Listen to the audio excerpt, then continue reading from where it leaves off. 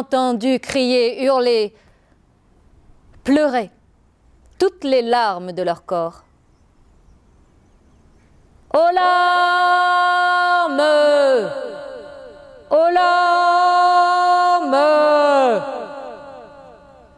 Ce fut plutôt étrange comme cri d'alarme à l'encontre de la prolifération des armes, de la violence armée, de l'arme, de la violence de nos cités instruites ou construites autour d'une publicité qui nous vend ou nous vante l'idée d'une adversité, un affrontement présumé réel entre communautés. Et on les expose, sous prétexte qu'elles vont bientôt exploser. Qui n'a pas déjà eu droit à cette chronique d'une guerre annoncée entre le sol et le sang des Français? On prétend que les deux en ont assez. Aux armes, disent les uns. Aux larmes, répondent les autres, les filles, les sœurs, les mères. La paix civile est menacée. C'est la guerre. Et c'est trop d'immigrés qui remettent en cause notre identité, notre laïcité, notre sécurité, qui refusent désormais de s'intégrer, de s'assimiler, de se fondre. Deux écueils à déplorer, deux dangers à signaler. Primo, le petit déclassement. Et secondo, le grand remplacement. À cause de la main-d'œuvre étrangère et à bon marché, les pauvres Français sont encore plus pauvres. Ils sont déclassés et délaissés, pour ne pas dire méprisés ou ignorés. À cause de la croissance démographique des immigrés, des enfants d'immigrés, ils sont de plus en plus nombreux à exaucer leurs vœux en imposant leur culture et leurs coutumes, leurs yeux dans nos yeux.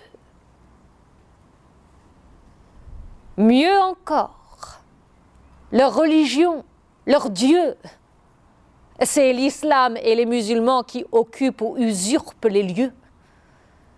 Qu'ils soient modérés ou immodérés, on ne parle plus que d'eux. On redoute leurs extrémistes et on doute des plus sages d'entre eux. Parce qu'en creux, ils sont en train de saper les fondements de notre civilisation gréco-latine et judéo-chrétienne. Pire encore, notre pays est en train de changer de main, de destin. C'est la fameuse théorie du grand remplacement. En somme, non seulement la France ne profite plus à la France, mais elle est en passe de cesser d'être la France. Aux larmes! Aux larmes! Crient les femmes qui n'ignorent pas ces faits d'armes, mais les contestent et pestent contre ceux qui les attestent.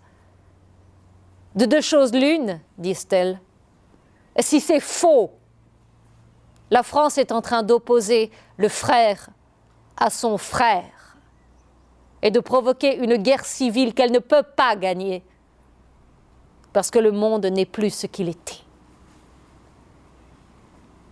Si c'est vrai, à quoi ça sert de l'implorer ou de le déplorer? Le mal ou le bien est déjà fait. La France est en passe de devenir arabo-musulmane. Pourquoi les femmes pleurent-elles alors?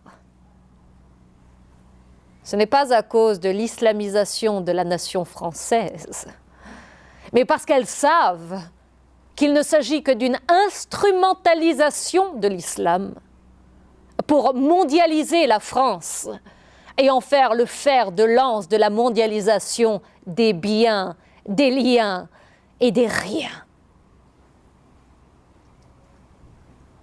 Mais à quoi bon la mondialisation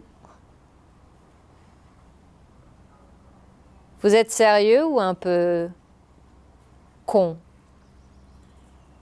On mondialise parce qu'on réalise que le monde est trop petit pour tous les grands, qu'on a besoin de l'ouvrir pour le servir et l'asservir et l'ouvrir à tous et par tous les moyens, qu'on a besoin de l'ouvrir pour le servir et l'asservir, parce que la faim des uns et la soif des autres justifient tous les moyens. On a besoin d'argent, donc de marchands, donc de marchandises, donc du plus grand marché, c'est-à-dire du monde, pour vendre nos armes et nos larmes. Les musulmans n'y sont pour rien, si on vous dit le contraire. On vous ment. Aux larmes! Aux larmes!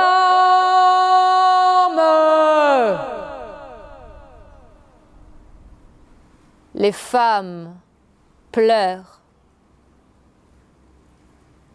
parce que les hommes